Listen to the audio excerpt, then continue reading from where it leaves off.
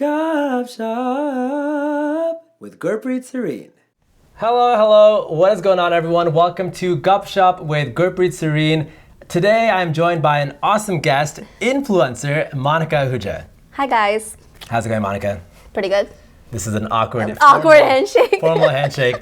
First off, I just want to comment on your really dope aesthetic. I feel like we're within Urban Outfitters. So really nice setup you got going on. I went to Urban Outfitters one day and then I just copied everything. Yeah, she brought back the entire thing. She literally has a UPS bus and she just shipped everything. This is basically an Urban Outfitters. You can buy my outfit. However, the Urban Outfitters, they probably spend like $1 million and I spend $5 on that table. Wow, she is quite the influencer. I will say I have an issue with Urban Outfitters because I like it, but the issue is that they're creating clothes for hippies. But you have to spend like $100. Like hippies don't shop expensive clothing, you know? It's like they're shopping for like California hippies. It's a weird. That is a very good point. I've never shopped there, so I personally wouldn't know. But I know the aesthetics of it, so cheers, yeah. I would agree. Awesome. Yeah. Well, Monica, I'm happy to have you on my show. Oh. And like I ask most guests at the beginning of the show, a tough question for you. Oh. Let's see. Who do you like better? Ranveer Singh or Ranbir Kapoor? Ranveer Singh. All right, she answered very quickly and confidently. Yeah. Why Ranveer Singh? I just like his energy more. I can relate to his energy. I'm that person who just jumps around all the time, and I feel like he's that type of person as well, or at least what he shows in the TV, so I like it. Yeah, I saw a Coffee with Garden episode. Did you watch the one with Ranveer Singh and Ranveer Kapoor? Yeah, I did. It's and crazy. I could totally see the difference between the energy level, even though they both are very put together people and smart and all that stuff. But I just think Ranveer Singh is much more playful. He seems more fun. Yeah, right. I think Ranbir Kapoor is like more laid back, more chill.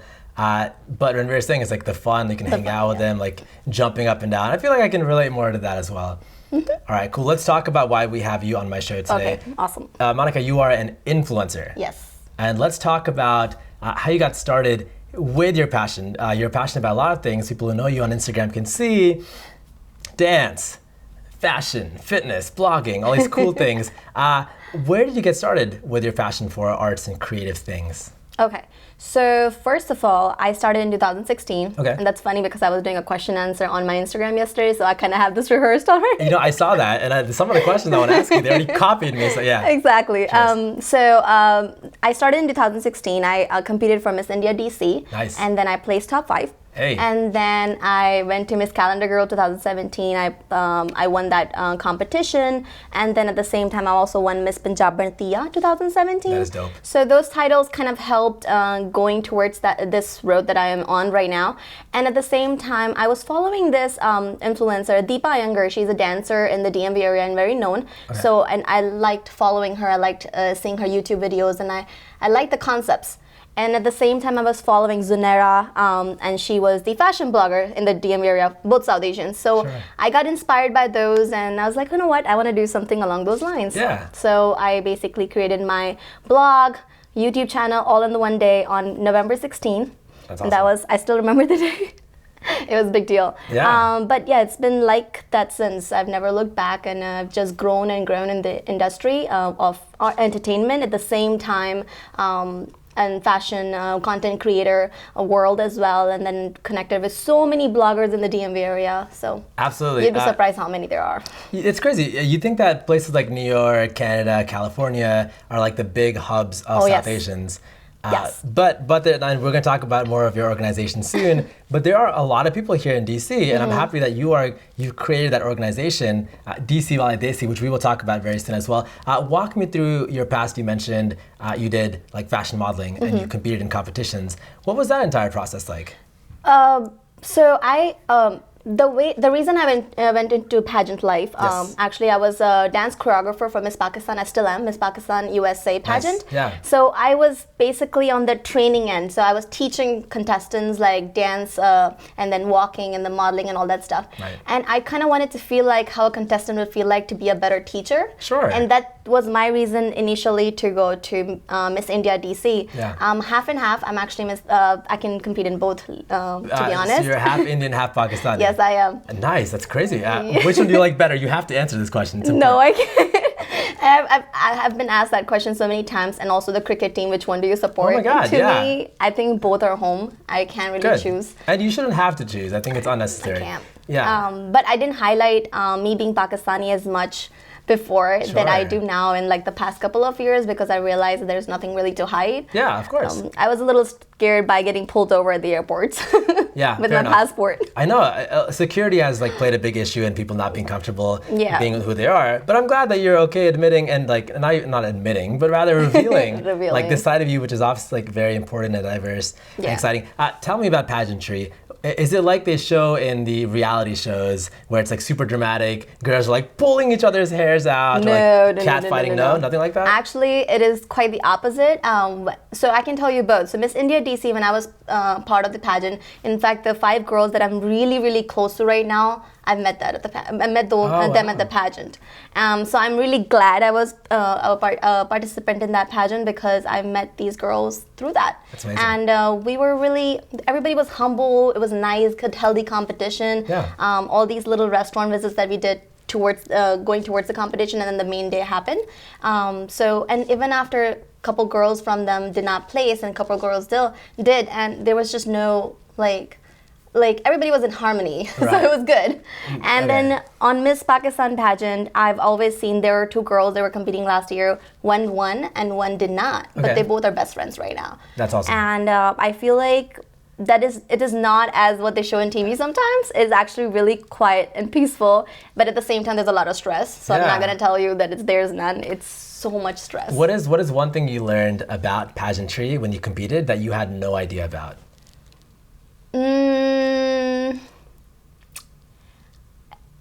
I feel like that's a tough one. No idea about. The reason I would not, I can't answer that, because as I said, I started with the training side first. You were already aware of what happens, yeah. I did learn something when I was training contestants back then.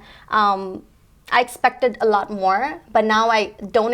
My expectations have gone lower, because I felt what it feels to be like a contestant. You feel the pressure. So I felt the pressure, and it was really real. That's crazy. So that's why I think that's what I learned. Yeah. I can't be all over them. This is what I want to. This is how my algebra teacher should feel, because she was so difficult as a teacher, and we were the students. But if she put herself in our shoes, she wouldn't be so hard on us. Miss Nathaniel, that was her name. Oh my God, he's calling you out. I have no. I don't think Nathaniel is even the name. I don't remember her name. I did a really good job in that class, but I don't pay attention to teachers. So let's talk about. So you did pageantry. You got interested in that sort of like influencer lifestyle with all these different like artistic elements.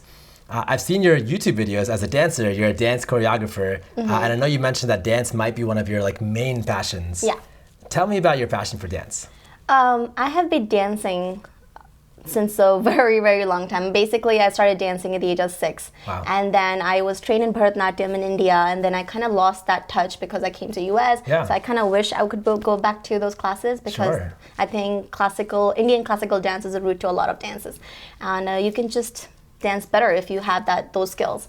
Anyways, moving forward, US, I've been dancing in different high school events. I've always been a president of some kind, president of student event board, dance club, fashion club. So I've always been connected with my sort of like culture, and kind of represented my culture, and then always performed at some event or the other. Of course. So that kept on my dance life going. But when I started my YouTube channel, that's when I really embraced, like, okay, I gotta create something new. It has to be, what's the concept, what's the outfit, what's the videographer gonna like do and stuff.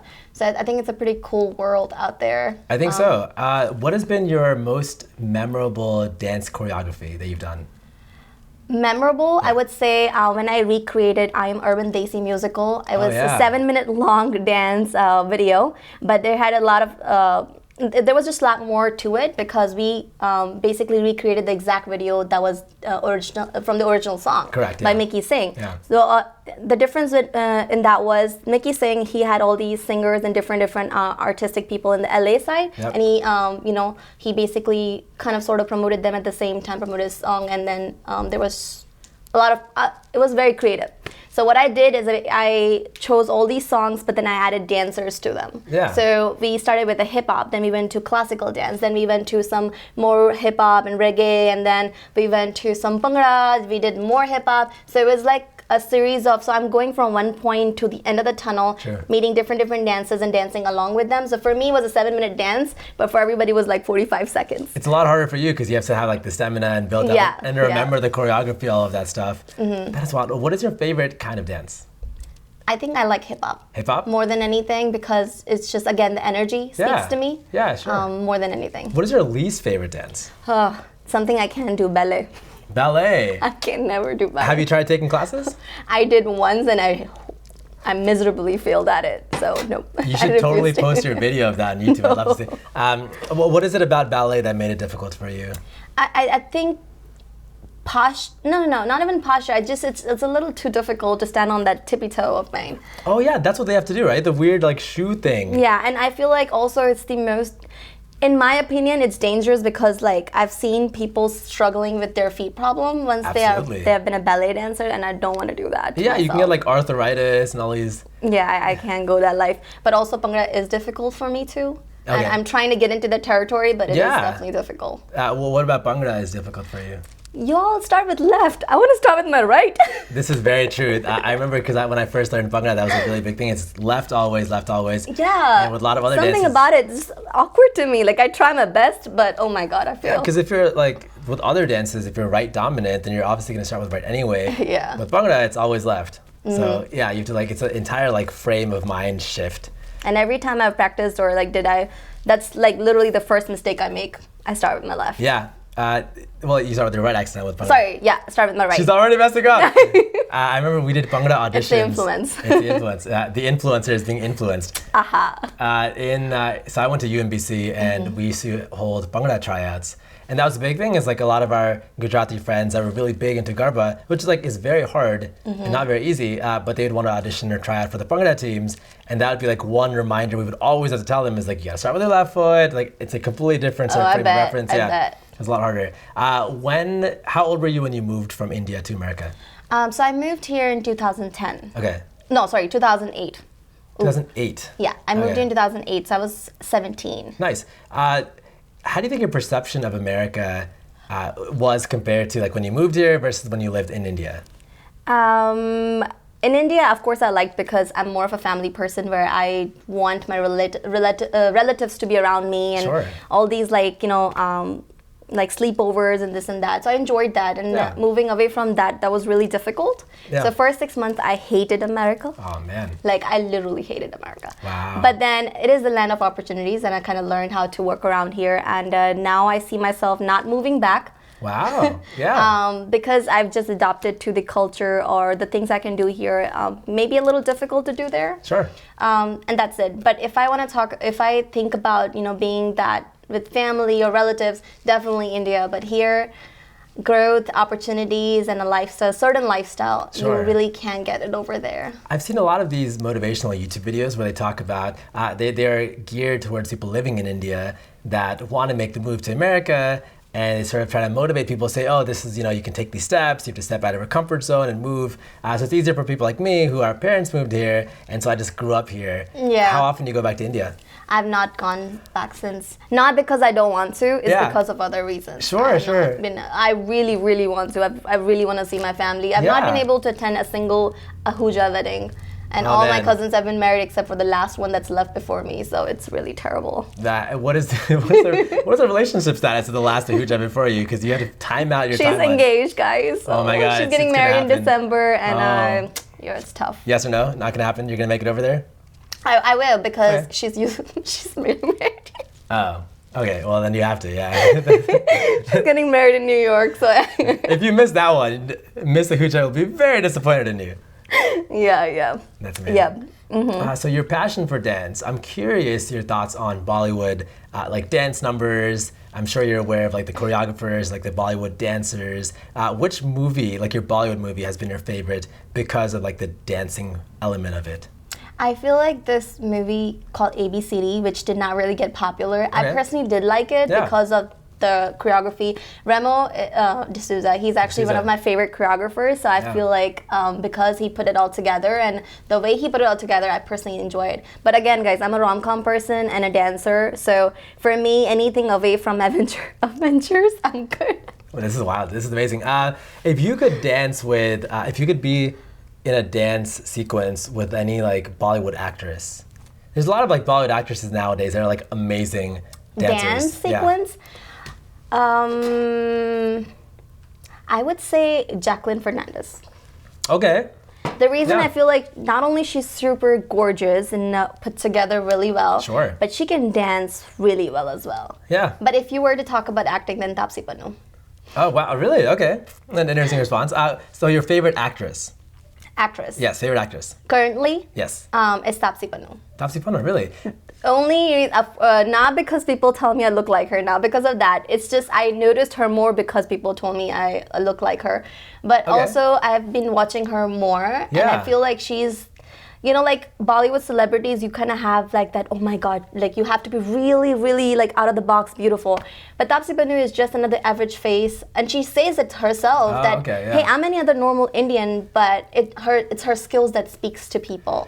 If people follow her, then they would know that it's how she acts and how she represents, and she's very bindas, like she just speaks out her mind. And I like that. Yeah, it's interesting with Bollywood because Bollywood is so like mega famous. We were watching videos on people like Shah Rukh Khan, and they're like gods. Like, I think I saw like this YouTube video of Shah Rukh Khan on his 55th birthday. He like steps out and like he's just like greeting his fans for 5 minutes. Like that's what he does with his life. And you're like, wow, they're literally like gods, like a different playing field. Yeah. But it's cool to see people like Taapsee Pannu. Yeah, like they don't have that sort of like complex, or they don't have to feel like they're above everyone else. They're regular people. I think it's also like how what level have you gotten to so far? So I don't know, maybe it's that.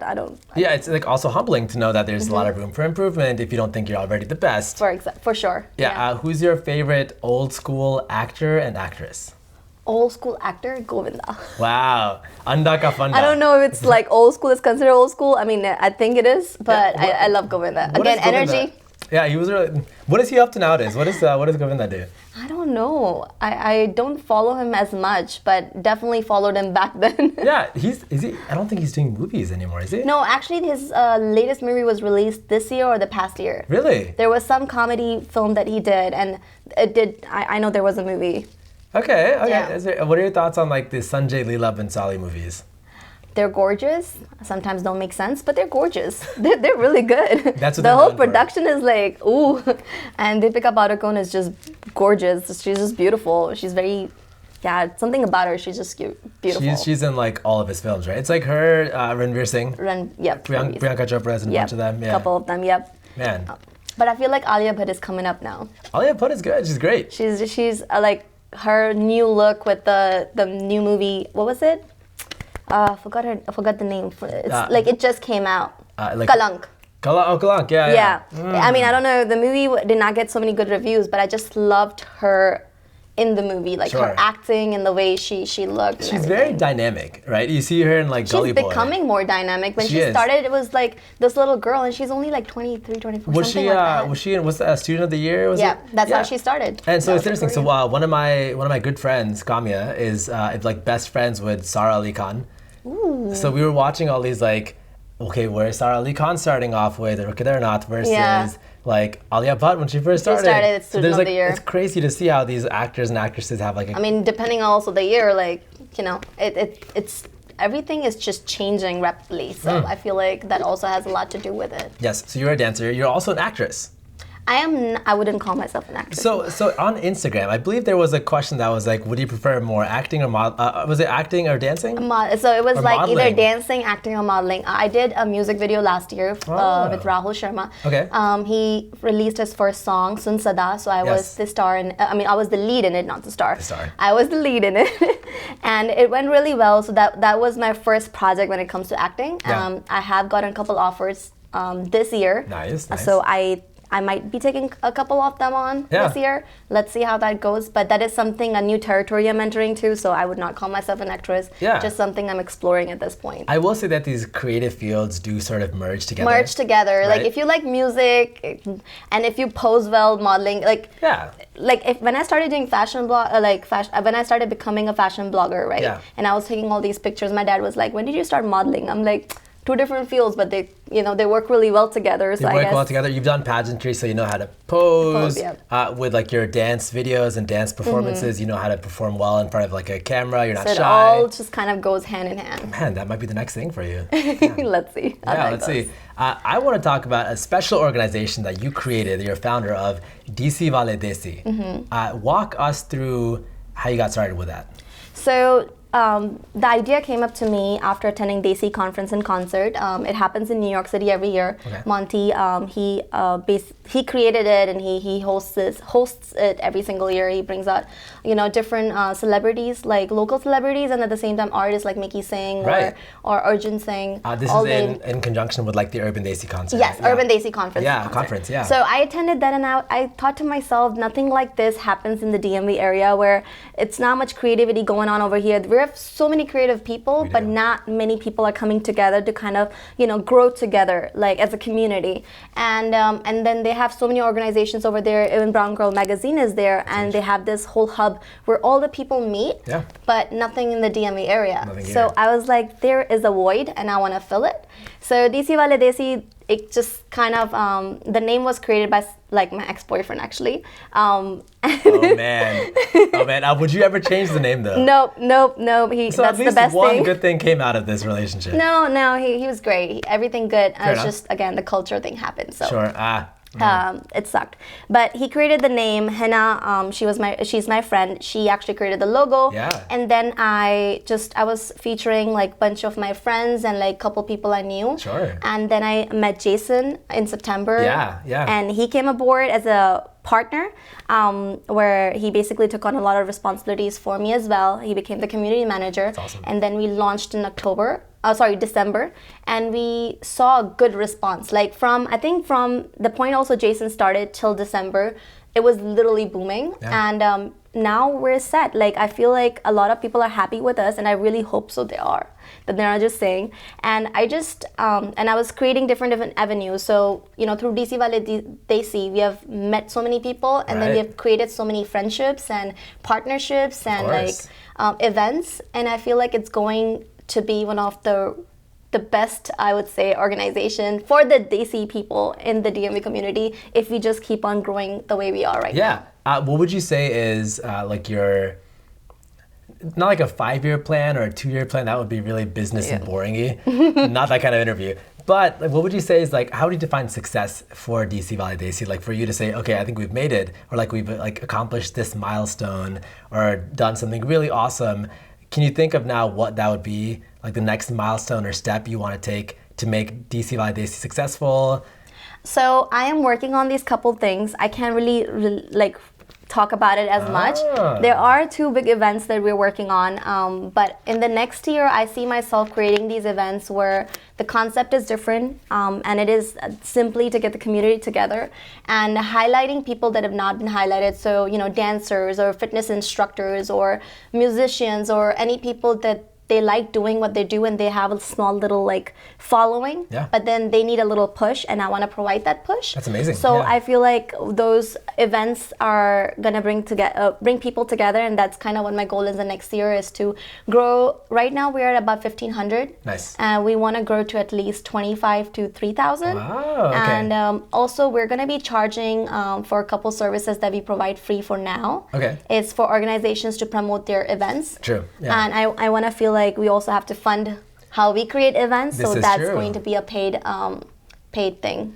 Yeah, that makes sense. Let's speak about some of the events that DcWaleDesi has organized. There was the South Asian exhibition. That was huge. It was a very good event. DC Modern South Asian exhibition. It was in the collaboration with ANZ Productions. What we did is we had fashion show, we had designers come in, we had very good vendors, and we had good people that came to just watch the show. Yeah. There was a lot of people involved, and then there was really good media coverage that was provided. Yeah. Next TV, 92 channel, and a couple other ones, and then we had great photographers. Yeah. So I think that event in general was a really good event because it was like a first event like at that scale. Of course. And at the same time, I think my favorite part about that event that took place was all of my vendors were really happy with the event. Good. And I feel like a lot of times when people organize these kind of events like melas and stuff, some vendors don't make money and they're not really happy. So my main thing in this event was I wanted to make the vendors happy. Yeah. Because at the end of the day, they make our event. So I should make their, their vendorship basically. Yeah, vendorship, it should be worth it. Yeah. So that is true. when they gave us good feedback, we were really, really happy. I was really, really happy. I'm happy to hear that because it has to be like this positive experience for both people because it's like a partnership at the end of the day. So for like future exhibitions, then they'll be willing and excited to come forward and be a part of the event. Yeah. Nice. I know you also helped organize the Sidhu Moosewala concert. I didn't help organize it. DcWaleDesi was just marketing it. They're we were marketing manager for it. Yeah. So is that something that you were DcWaleDesi was hired to do? Is that sort of like So it was a partnership. Basically, they reached out to us and like, hey, we would love for you guys to market our events. Yeah. And as I said, these are the services that will be paid in the future. At this point, we're testing and trying a lot of things. Okay. And we were like, okay, sure, we will do it. We had certain commitments with them, and we promoted for them, and we were selling tickets for them as well. Sure. We got a little discount for our members, so that was a little, something over there. But it went really well. That's went really well. You attended the concert as well, right? I did. What was your favorite experience from the Sidhu Moosewala concert? I wasn't able to attend, but I'm curious what you thought was like your favorite part. It's gonna sound really lame, but there was this one time some guy was pushing a girl in at the concert, and he saw it. And Sidhu Moosewala called him out right then, like, hey, like you gotta respect her. Can you just be a little bit back? Really? And the reason I say so, it just stood out to me because a lot of times artists don't care. No, or like they don't really see, or sometimes they're not able to see because it's so bright and light and everything is just happening. But when he called that guy out, I just thought that was a very humbling thing to do. That is wild. Here's my thing, because I don't know Sidhuji personally. I don't know him either. I would love to get him on the show. The challenge would be I can't speak Tate Punjabi for an hour straight, and he would probably just look at me like I'm a bag of M&Ms or something. Here's my thing with him. In his music videos, he comes off as this like super gangster with like He's not though. Really? No. This and is I heard so many things like when he came in person as well, and the person I was dealing with Sidhu Moosewala, and a couple people I just know personally, they also like went backstage and everything. Sure. He's a very genuinely good guy. Okay. Like I didn't get that vibe out of him where he was like, oh, I'm the big hot shot. Like he didn't do that. That is so wild. And the fact, as I said, like the fact that he did that at the concert, it just made me feel like he's a good person even more. Yeah, you know? That's true. Who do you say is your favorite urban Desi singer? Current urban Desi singer. Our current urban Desi singer. I feel like I really, really like Pavdharia. Oh yeah. I like his music, and then I also like Prophecy because my friend Kiran forced me to listen to all his songs, and I just liked him a lot then. Is your friend Kiran obsessed with Prophecy? Oh yes. Wow. If she could get married to someone, that's Prophecy. Yeah, if you know she's what? watching right now, she'll be very happy. Kiran, my fiance also wants to marry Prophecy. I'm not sure how that works. That'll be one way to have him at our wedding is if she marries him. Talk to Monty. Yeah, this is wild. So Prophecy is amazing. He's really good. And I love his song Hania. I keep listening to it, and I listen to a lot of like slow, sad jams. Yeah. So any singer that does a good job singing at those, I think I'm like, yep, he's my guy. That's exactly what Prophecy does, like the slow, sad gems. And then Pavdharia. Pavdharia is a really good singer. He's incredible. Yeah. I like his attitude as well. Yeah. What is his attitude? I don't know. Like he's like couple interviews I've seen. Again, like he's come off very like honest and just like straightforward. Sure. Again, just based off couple interviews, and his current song I'm listening to like a million times and I've not stopped listening to is Nasha, and that's Pepa Avdharia, and literally was listening to it last night and the night before, probably the night before as well. Wow, this is wild. Good to know. These are like amazing artists. I had Anjali Taneja as a guest on my show previously. I know she's done a song with Avdharia. Exactly, and I was so excited when Anjali did that collab. Yeah. But I do want to say Mickey Singh is amazing as well. He is.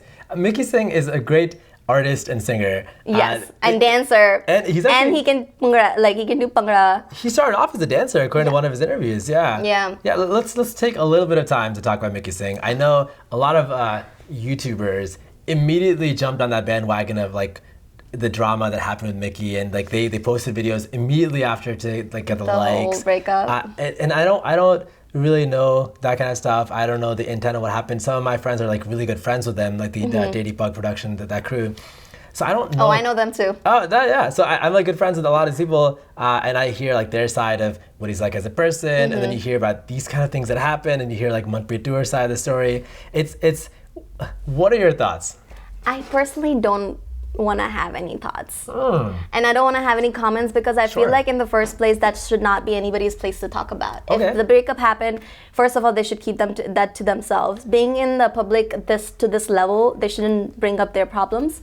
And also, why to talk about them? Like, I know. What's the point? A lot of these, you don't like one person can tell you one thing and the other person, but you don't really know the full truth. Only they know, so why to talk about that? That's true. Like, you don't accomplish anything. A lot of people will spend time talking about their opinion on what happened, which literally results in nothing because, like you said, our opinions are literally just our opinions. We don't know the full story.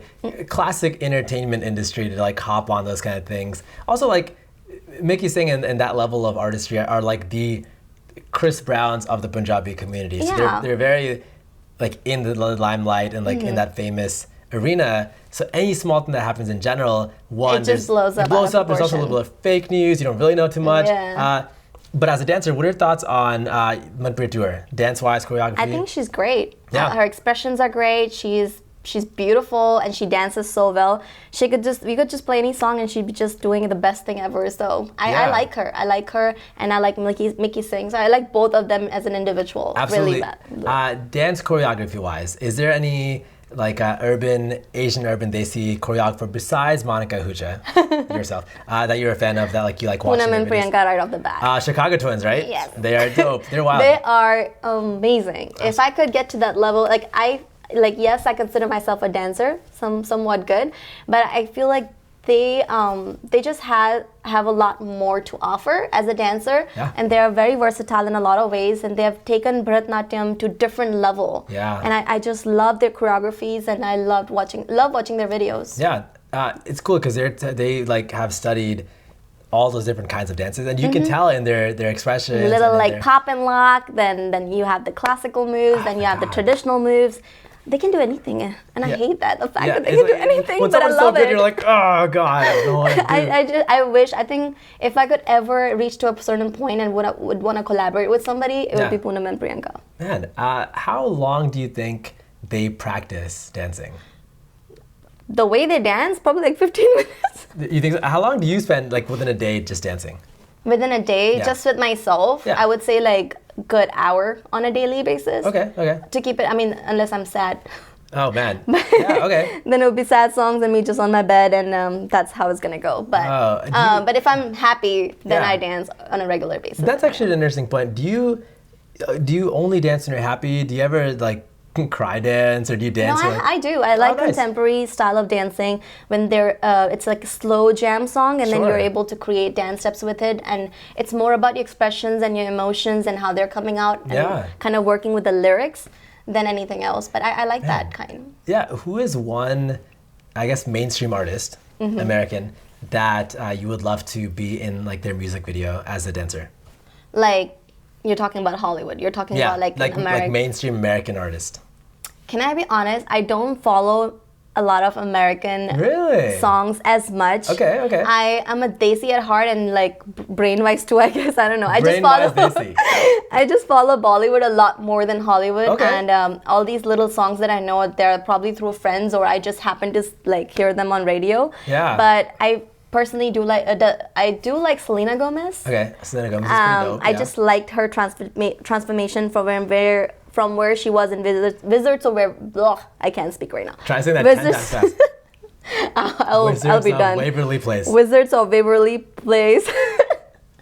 From that point of where she is today, I feel like her transformation has been really great. And some people comment on her singing and this and that as a person, and I feel like the transformation itself, that's pretty good. And I like her as an artist. Yeah, she's definitely gone through a really cool transformation. Yeah, and she's like the highest follower person in US. Yeah, okay, so a couple years ago, I remember there was on Twitter, it was like Lady Gaga, Rihanna, Beyonce, I don't know, they were all like competing. Beyonce, dude, she's God for a lot of people, and she's amazing. Yeah, Beyonce, did you watch her, was it Homecoming, Netflix? Yeah. You watched it? Yeah. Epic. It was really, really good. Like, everything about Beyonce is great too. So yeah, another person, Beyonce. She can dance, dude. I mean, I don't think I'll ever get to that point. Yeah, I wonder how much, oh my God, I wonder how she's trained to dance that much. When I took LA Fitness. Trained to dance that much in heels. Oh, in You're heels. not talking about like regular dancing. Yeah, it's hard to dance in heels, I imagine. Like, I think I did my first heel choreography with Anagha recently, like this year. Okay. That was my first dance video doing in the heels, and I was like, oh my God, how do people do that on a regular basis? Were you falling, or was it more just like balance? Or it was the balance. Yeah. It was my first time, so it was definitely not, I was something used to, so it wasn't something I was used to, so it was the balance. And then we had these lifts where we were like bending down and we're coming up and we were doing all these flips, so I was like, okay, holy God. I don't understand. I'm not afraid to admit that I've tried walking in heels, and that itself is very difficult. Walking in heels, I got it, because I've been doing that since high school. Right. They're good for the calves or something. Yeah, I have really good calves. Yeah, they're good for the calves. Let's talk about, speaking of calves, fitness is something you're also big into. I can say that I am into fitness, but I wouldn't say that I go to gym every day, no. Okay, yeah, how many times in a week would you say you go to the gym? I have been very off lately. Okay. I think I have only gone to gym like once in past 3 months. Yes, I will admit to it. Wow.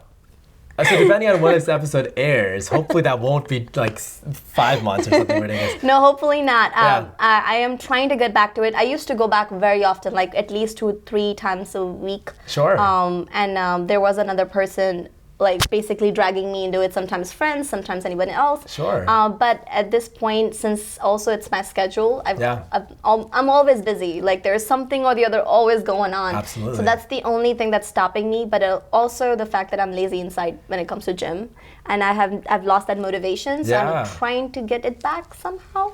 Well, very confident ending. Try to get it back somehow. Where do you have like a gym membership? So I was a lifetime member for the past 3 years. Okay, yeah. But I canceled my membership in January. Wow. Okay. Because of totally different reasons. Sure. I just wanted to change up the gym and kind of change the atmosphere a little bit. And now I have no gym membership. Oh man, I know of many gym places. And see, I have friends that have apartment building that has gym. It's very And my convenient. best friend V, she just moved into this like cool ass apartment building, and she has a gym. So if I need to like do something like that, I can totally go still. Yeah. I have avenues to work out. It's just I'm lazy at it right now, and I will get back to it shortly. I have a coworker who gets up at 4 o'clock every morning to go to the gym. He looks like he looks like Ranveer Singh. He's like the white version of him. Wow. He's like huge, like jacked, right? Mm-hmm. I wonder if there's any correlation between getting up at 4 o'clock and going every single day and looking good. I imagine that might be a thing. You're talking about your colleague. I'm talking about my sister right now. So my sister goes to gym every single day. Every single day? She was sick and she gets bumped that she's sick so she can't go to gym. I have my own sister that lives in the same house as I do.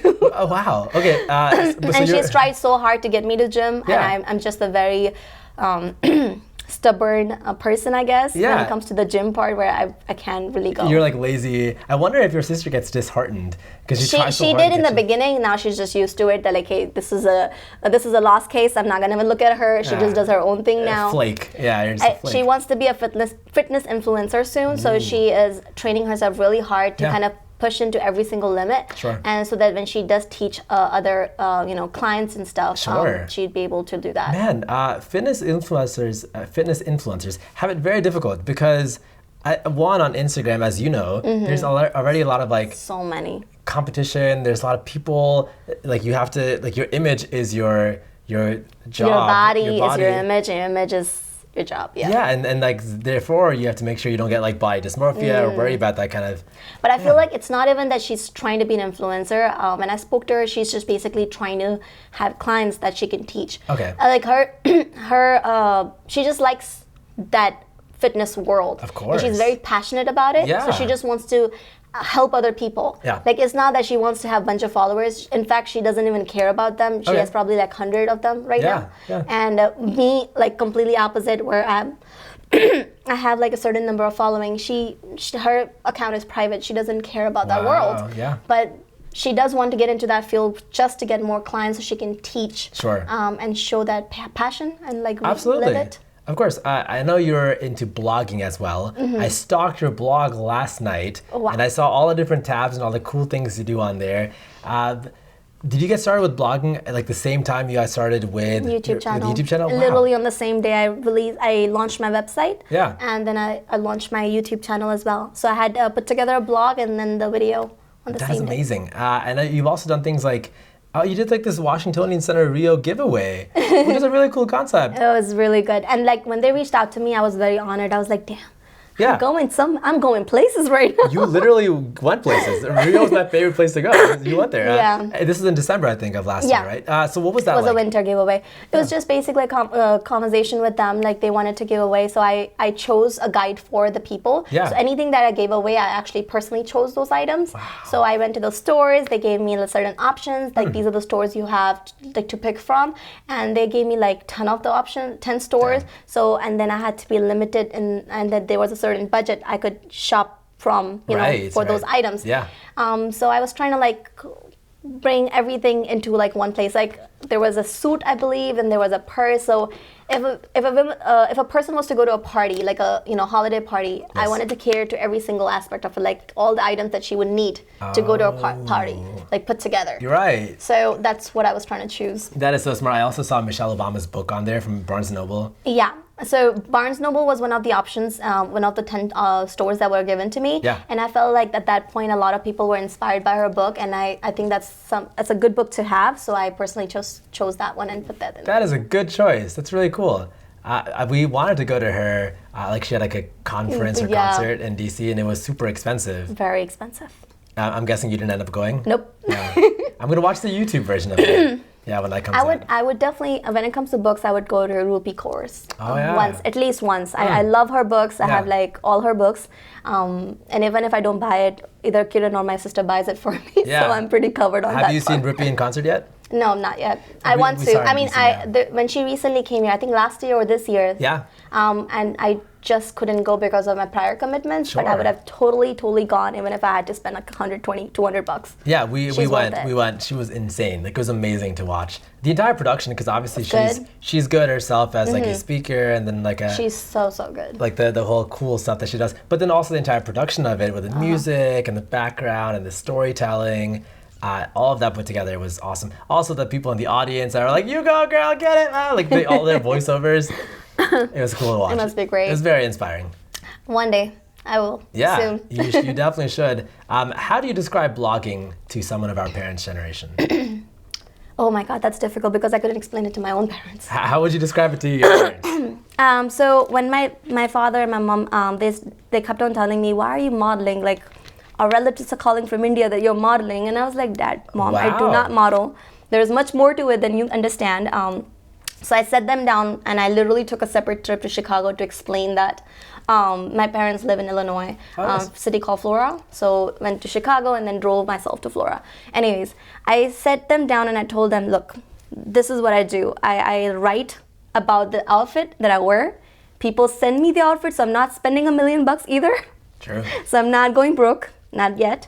And then, they're all like good things, and the photographer comes aboard, and then we do a collaboration or it's a paid thing, and I actually make money out of this. And they pay my bills. So you should be proud of me." Mom and Dad, be proud of me. That's a big thing for our generation, though, because I don't think our parents' generation understand. They don't necessarily understand until you achieve a level of like fame? I think it also comes where your parents are from and how they were brought up. Absolutely. My parents, I think, so my parents are not graduates yet, right? Like they're not graduates. They haven't gone to school for a very long time. Sure. And they were born and brought up in Pakistan and India. And like villages. While my uncle, my dad's younger brother, who had the privilege to come to US 20 years ago, he's very much educated, has gone to schools, he's a surgeon, he's a great surgeon, one of the top ones I would say in Illinois. Wow. And he understands what I do, or his wife, she's a psychiatrist, she understands what I do. So it really depends on where your family is coming from, how they were brought up, and how understanding are they to, the new generation and what they're trying to do in the social media world. That is huge. And actually, speaking of that, your title again as influencer, that is very interesting because I know some people, like our parents' generation or even our generation, will say, oh, it's kind of pretentious to call yourself an influencer. But you're literally an influencer. That must be a big responsibility. So for a long time, I actually questioned everything I was doing in the past year. Really? Like I questioned a lot of things. Me being an influencer or calling myself a fashion blogger, a content creator. There's not really a title because a lot of people are doing the same thing. Sure. And at the same time, everybody in this social media world, as I said, it could be as pretentious as it could be.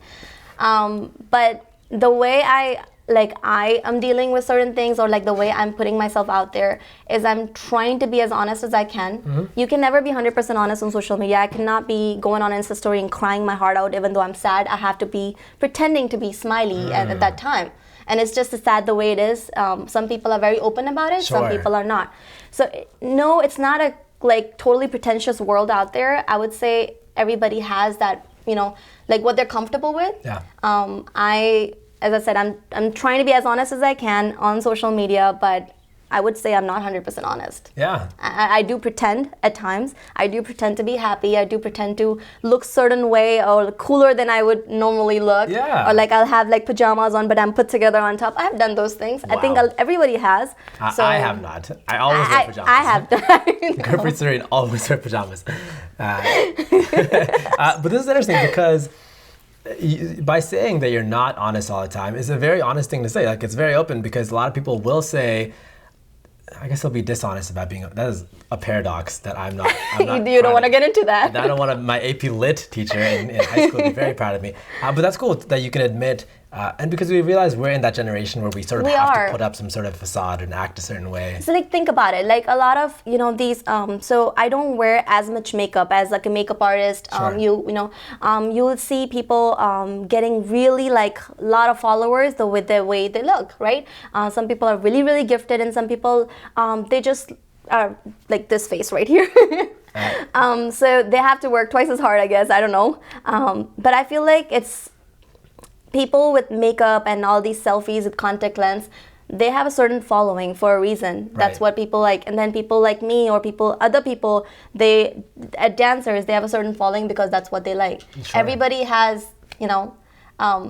everybody follows a certain person they want to follow. So, of course. But do you really think that person who's putting all these makeup selfie contact lens, she's not always looking like that, right? She has a whole life beyond that screen. Yeah. So just like I do, I have a whole life beyond that Instagram story that people would think, oh my God, that's so cool, but no, I'm not that cool. So let's talk about that life outside of the screen. Monica, what are some fun things that you do when you're not being cool on Instagram and ziplining and doing fun things? Oh, he follows. I follow Monica. But yeah, what are some things that maybe people don't know about you, about some things you do outside of your influencer world? So outside my influencer world, I actually have a full-time job. Okay. Yeah. So I do work from 9 to 5, sometimes 6 and sometimes 7. There have been nights I've slept at my work. Wow. Yeah. In my previous job, my office was pretty cool looking. I had a mirror for my outfit of the days. I had a little blanket so I can sleep at night because I'm overworking myself. Yeah. And then I had cool white fluffy cushions and pillows so I can be comfortably rested. And there was a plant for the aesthetics as well. Oh my God, this is So cool. there was a whole home in my office, my previous job, because I was literally working day and night at times. And now it has reduced because my current position, it's a little bit better position. Sure. And then I go to work every day. So that is something that I'm doing outside my influencer world where I don't really get to show or talk about it much. Of course, what industry do you work in full time? Technical, IT. Really? Yeah. Nice. So I'm training as a business analyst right now. I'm a Scrum Master certified. At the same time, I'm currently pursuing my MBA. Another thing I don't talk about much is I'm a semester away from graduating in project management. Yeah. Well, agile or waterfall? Which one do you like better? Oh my God. Agile. Obviously. It's the new trend. I follow trends. I'm an influencer. Oh my God, you're an influencer in the business world and the IT world, in the fashion world. I will say. Just kidding. I just feel like agile is much better than waterfall. Starting the whole process itself again and again, like, what's the point? If you just keep reviewing it, it's just so much easier and less work. The challenge I have with my talk show is that the related videos on the side all end up being IT related. So thank you, Monica, for adding Agile into the conversation, because now more people are going to watch Sanjay Gupta and some Indian guy talking about IT related things. I do like Agile. I was recently trained in like ICP, whatever, professional. Oh, cool. I work for a government contractor, and governments. We work with a lot of government. They want to go Agile, but they don't know how to do it, or they That's why they're hiring more agile people and scrum masters who are specialized in that category. Tell us, so you're an influencer, but you're also working full time. Is there this inevitable fork in the road where you're going to have to choose a path? Where are you in your mind right now?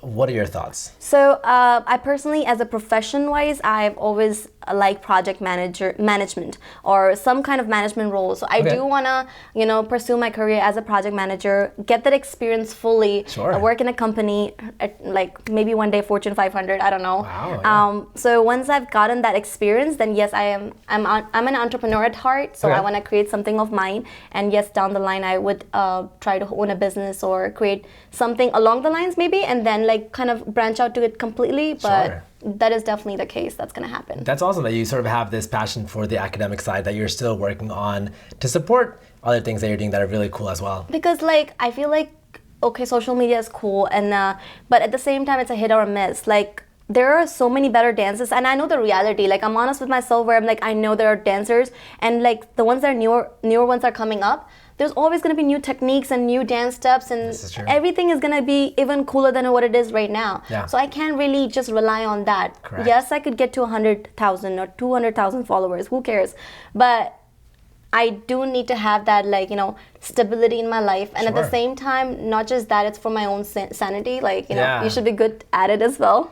Of course. And then also if you rely too much on a side that is kind of wishy-washy, then you're putting all your eggs in one basket, which is, it's a big challenge. It's risky. It's not that it's bad. Like I've seen people who were struggling photographers in the beginning, and now they're completely just, photography is their thing. They're killing it. So there are people who are successful, but again, I have too much control over my brain that I can personally do that. At least not think about it yet. Maybe in the future, maybe I will change my mind. But at this point, I feel like I would always want to have that safety net. Of course, of mine. My parents would be very proud to hear that. Safety nets are important. What are some things that you do for fun outside of this really cool influencer world and agile world? Like, what are your hobbies outside of the really cool hobbies you already have? I mean, I dance a lot. That's a hobby. And I don't do it just for the influencing purposes. In fact, I have not released a dance video in 2 months on YouTube. But I do that all the time in my room, like right here. It was your Miami video, I think, was the last one, right? Or there was some that you My last one was actually, which one was it? Oh, no, my last one was this collaboration that I did at the Blackbird Studio with Numi. Yeah, true. That was my last one. That's dope. And actually, there were 2 that I shot within the 2 days. And one was with Anaga with the heel choreography I talked about. Yeah, that was wild. And then Numi. So those were the 2 last ones. But recently, like what I'm trying to do with my Instagram is I'm posting, like I used to be particular about my feed. I've done that all, like have the 3 or have the wall white or like all these like nicks. It's so much work than people think of. Like putting those pictures out there is not easy. And then you have to think about aesthetics. I'm like, I literally pull my hair sometimes. You have to first wear clothes. Secondly, you have to wear good clothes. You have to take pictures. Put your face on. Put your face on, or put your face on. Yeah, of course. And then like lighting, and then the aesthetics in the background. Wow. It's so much. But now what I'm trying to do, again, like trying to be a little bit more honest, trying to live the life in the moment. And like when I was traveling, I took pictures with phone. So I'm starting to post more phone pictures, maybe add a little lighting to it or like fix it, color correct it. But it's less work than putting myself together to just go shoot. Okay. Like taking a half day out to just shoot one day, and it's a lot more time and effort required. And I just think sometimes it's cool. Sometimes I want to have those Indian, attire shoots that I do, or content creating, of course, where like it's cooler in the picture. Like, but again, I'm just trying to be more realistic when it comes to my outfits or what I would like wear on a normal basis, and I'll post that more often. Absolutely. Who is your favorite? What's your favorite clothing company? Oh my God, you can't ask that question. Is that because I'm not allowed to, or is it? No, it's just that's like asking what's your favorite song. There's like a million of them. This is true. Give me like 3 of like your go-to, because you're an influencer, so I'm sure people would want to know. So currently I own a lot from these 3 stores. Yes. I can tell you that. Let's do that. One is Shein. I shop from them a lot. Is this like Ed Sheehan? Who is this? No, it's Shein, like Shein. Oh, she's in. Okay. She's in. Yeah. I shop at She Out. So Shein is a brand. Actually, it's an Asian brand. Okay. You basically find everything in the world there. Wow. And I'm one of the ambassadors, so I get a lot of things for free as well. I'm not gonna lie about that. Did they make men's clothes like Shein? No. Unfortunately not. This is so cool. It would have been cool if they did. Yeah. Because their stuff is amazing. Like if you choose the right stuff and read the reviews, like you would really get a dress for like $7. Like a dress for $7 is a steal. Yeah. Half my closet now, let me be honest, 70% of my closet right now is from Shein. Wow. Okay. And Like, they do all different right off the kinds of bat. like women's clothing, different styles. Yeah, like they have Really? accessories, shoes. These are not from Shein. But they have accessories, shoes, outfits, glasses, anything you can think of Really? when it comes to a girl's closet. Yeah. They have it all. Shein. Okay. And then what are the other 2? So other 2, of course, I have to say Roots Gear. Roots Gear. That is dope. I own a lot of my sweatshirts and maybe a couple, not pants yet, but yeah, a lot of sweatshirts and jackets from Roots Gear. Yeah. I love Tanmit, and he has great stuff, and now he's growing at certain points, so I'm really, really proud of him. I know, he's dope. And Roots Gear is really cool. Yeah. Oh yeah, for sure. So I have a lot of stuff So from him. Shein, Roots Gear, and then... And the third one is Forever 21. I shop from them a lot. Really? You shop at Forever 21. That is interesting, yeah. I feel like I was 21, but I'm not 21. Yeah, forever. Hopefully it was, but Forever 21, I know like it's not the brands that like a lot of influencers go towards. They would say Gucci or Prada or Chanel. Like I personally am a girl at a budget, and I don't want to spend like $1 million to look like $1 million. I feel like there's so much out there nowadays that you can easily look like $1 million. I've actually had conversations with a lot of guests that are into fashion and modeling, and they will mention the same thing, where you can shop on a budget and look good for places like Zara, ASOS. I love Zara. Yeah. Zara would be like the 4th. Yeah. Forever 21 beat Zara. Just because price point is definitely cheaper. Forever 21. Spoken like a And true Forever Scrum Master. 21, yeah. And Forever 21 is just like there is. So if I go to Zara, and if I think about I want a white blouse, Yes. there is less chances for me to find it at Zara and more chances for me to find it at Forever 21. Let's just say that. Okay. Because Zara, it has upscale fashion, but they are also picky, right? They have, they don't just provide anything and everything. Correct. It's a European brand and they're very picky. Forever 21 makes replica of basically anything in the world. Wow. So you tend to find a white shirt, white blouse that you're looking for. Yeah. And the last minute, if I'm packing and going to a trip, I'd go to Forever 21. I would not go to Zara. Monica Ahuja, Forever 21. Here's the thing, it's really cool to see your mindset and perspective on these kind of shops. I think of Forever 21 as the really weird mannequins. That's all I think about. Like the really weird poses that they... Weird mannequins, and if you see the clothes on those weird mannequins, you can get some pretty like lit ideas from those mannequins. Just dress up yourself. Ladies and gentlemen, Monica Ahuja, where can everyone find you on social media, and then also DcWaleDesi? So my Instagram title is Miss Ahuja, miss.ahuja, and then DcWaleDesi, it's DcWaleDesi. You just write that down on Instagram and it will pop up right away. Hopefully we're the only ones with the DcWaleDesi. And watch like Maryland DcWaleDesi show up out of nowhere. So somebody did create DcDesis recently. I don't know if that was influenced by us, or I don't know what that was, but they have created a website and they have DcDesis on the Instagram. That is amazing. Okay, well, Monica Ahuja, it has been an honor and a privilege having you on my show. We'll go back to the weird handshake. We have to do it properly. Okay, so let's do like a handshake. Like one. Yo. No, it has to be 1, 2, 3, 4, 5, and. Thank you. Want to try one more time? Yes, we already. 1, 2, 3, 4, 5. 5, 6. You got it. Okay, cool. Thank you everyone for tuning in to another episode of GupShup with Gurpreet Sarin. We're going to go to IGTV to do some interactive stuff. But thank you all for tuning in, and we will see you again next week. Thank you, guys. Hey there. Thank you again for tuning in to GupShup with Gurpreet Sarin. I am happy that you watched till the very end of the video. If you enjoyed this episode, make sure to like, comment, share, and subscribe. Also, make sure to check out the audio version of the podcast on Apple, Google, and Spotify podcasts. Also, make sure to check out the IGTV for some behind the scenes action where I will be posting some interactive things with my guests. Thank you again so much for tuning in to another episode of GupShup with Gurpreet Sarin. I will see you next Wednesday.